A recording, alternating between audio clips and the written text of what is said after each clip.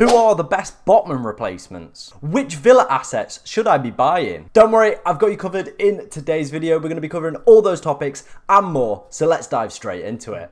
Starting off today's video, we're going to take a look at the best Villa players you should be buying for game week 8. Obviously, they were immensely impressive with that 6-1 win over Brighton in the early kickoff today. But to go with that, they have some incredible fixtures. I'm going to flash them up on screen right now. As you can see, the next 5 fixtures, ladies and gentlemen, are delicious. In that run, you've obviously got teams like Wolves, West Ham, Luton, Nottingham Forest and Fulham. Some of the teams with the highest XG conceded in the league are in that run as well. So definitely some fixtures we want to be taking advantage of with a team that, you know, have very, very good assets. But in this video, I have outlined 3 that I think we should be looking at. I think these are the 3 key ones. Yes, there are some other good ones. I think Douglas Luiz at 5.5 could potentially be a good bench enabler.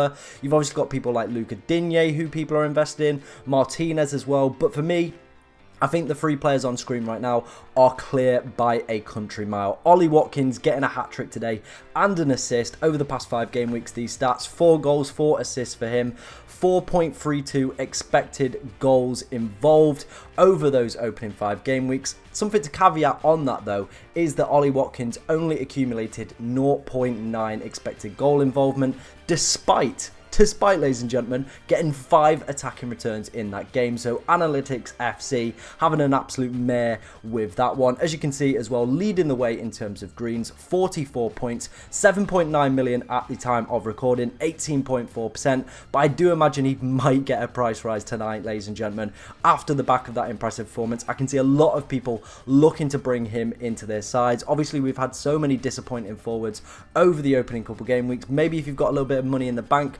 Morris to Watkins would be the ideal replacement. Maybe you've still got Nicholas Jackson around your club. I know I still do, so maybe something like that. Maybe you're on a game week 8 wildcard, could be a really, really good option. I don't expect him to stick around that 7.9 million price for too long. So I would suggest if you're tight for budget, yeah, I think you're just going to have to go for it. Personally, I'm potentially going to wait on Ollie Watkins just till after the Europa Conference League games on Thursday. But I definitely think he is a very good asset that we want to be taking full advantage of with these really good fixtures. Matty Cash is the second best option for me from that side. The positions that he's getting into, same with Luca Digne, they are massively creating a lot of data. Well, that didn't make sense, but yeah, they're creating a lot of data. They're picking up really good points as well. Matty Cash, if he'd got a clean sheet today, would have hauled, probably would have been on for 2 bonus as well, would have absolutely cleaned up. Like we said, with those fixtures are really good. I think he's pretty much nailed in that side. Expect him to have another price rise as well. And definitely if you've got like a Botman or maybe you've got a Chilwell still kicking about, I definitely would be highly recommending bringing in Matty Cash for this game week. We're going to talk a little bit more about Matty Cash in the next section where we talk about defenders, but I just wanted to highlight him in this Villa section because I do think he is the second best Villa asset that you could be owning for this game week.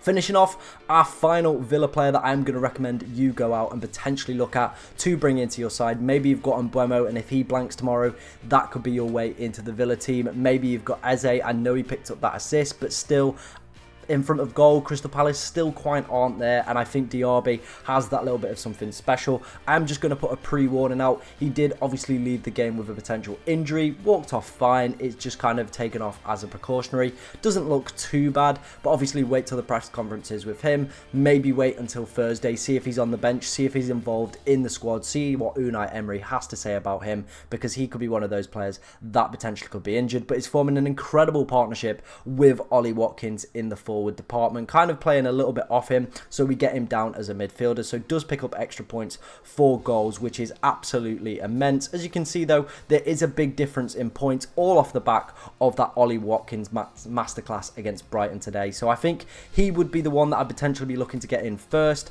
then probably Matty Cash would be my second favourite option out of the Villa players, and then maybe Diaby. Maybe you can't get to Watkins for any kind of budget constraints, maybe you do need that midfield spot upgrading. I think Diaby, if he is fit and firing, he could be a fantastic option to go for. Let me know in the comments down below which Villa assets have caught your eye so far in game week 7 and which ones are you planning to bring in for game week 8. Right, let's move on to our next section, the best defenders for Botman and Chilwell.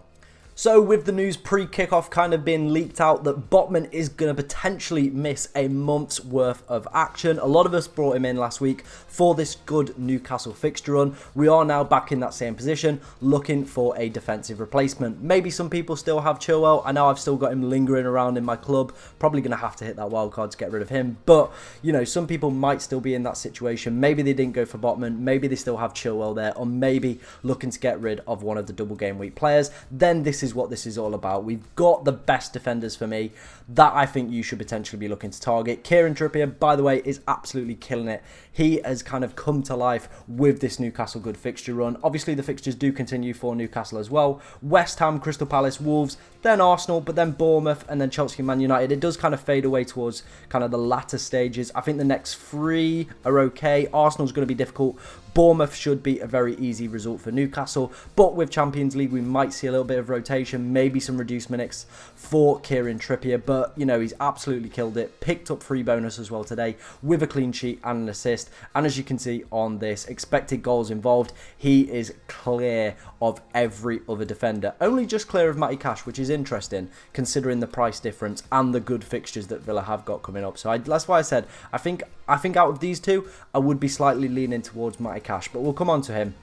Obviously with his super high ownership as well, 40.8%, he was a massive rank killer for me today.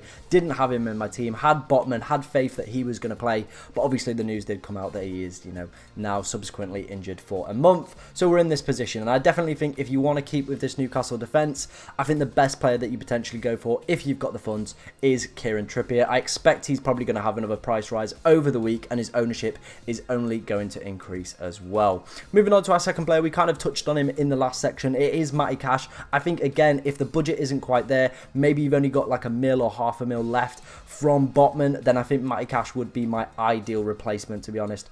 Obviously quite highly owned as well, but like we spoke about in the last section, those Villa fixtures coming up are ridiculous, ladies and gentlemen. Definitely something you want to be looking to take full advantage of, and something that I'm personally looking to bring into my team with the good fixtures, with the attacking play, with the positions. He's definitely a player that is passing the eye test, picking up really good underlying data as well, getting lots of goal involvements, which is always what we want to see when we go for these fullbacks. So I definitely think Matty Cash is my kind of preferred option to Kieran Trippier, with the longer term great fixtures as well, if you are looking to delay that wild card.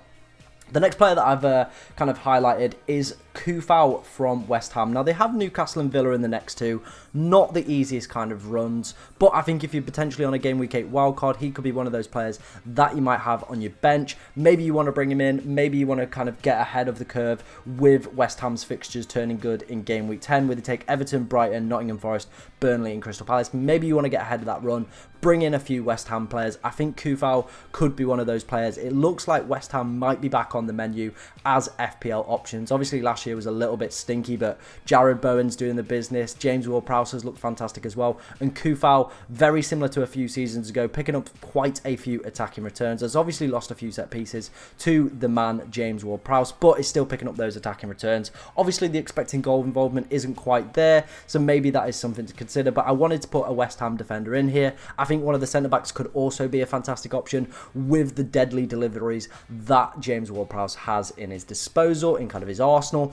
And also the fact that David Moyes absolutely loves to kind of play towards set pieces as well. So definitely could be an option, one of the centre-backs. But I've gone for Kufau. Obviously picked up an assist in today's game as well. Moving on to our fourth defender, and it is Anderson from Crystal Palace. Now, Crystal Palace's fixtures are kind of a little bit hit and miss. I think you definitely need bench cover if you were going to bring in Anderson. Nottingham Forest next week, then Newcastle and Tottenham, not great. But then it's Burnley, Everton, Luton, West Ham. A really good run for him and for Crystal Palace, putting up some really good underlying data. Yes, he scored in this game week and he scored against Brentford, but I would not be expecting that every single week. I'm going to put that out there as a disclaimer. I think with him, you are expecting them just to kind of pick up a clean sheet. I think he's probably done his goal scoring bit for the season. I would not be expecting that, you know, to kind of continue, but has been a very solid player with the good fixtures, with Roy kind of always setting his teams out for strong defensive performances.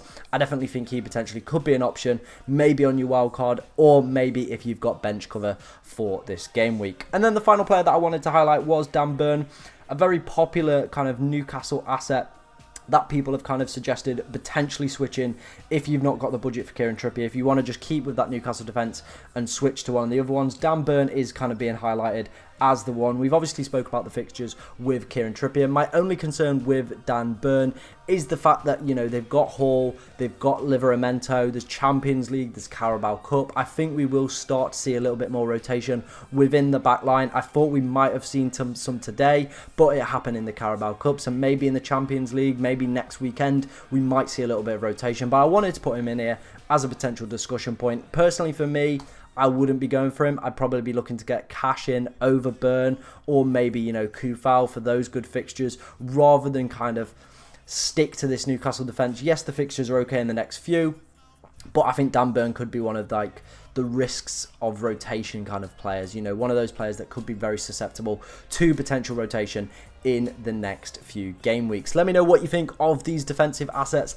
that I have outlined in today's video. If you've got any other suggestions or any other questions about Game Week 8, get them in the comment section as well. Thank you very much for watching today, ladies and gentlemen. Be sure to like and subscribe as well, as it does help push the channel out to more people, which is what we want. It's what we want here. And don't forget to have a great day and good luck in Game Week 8.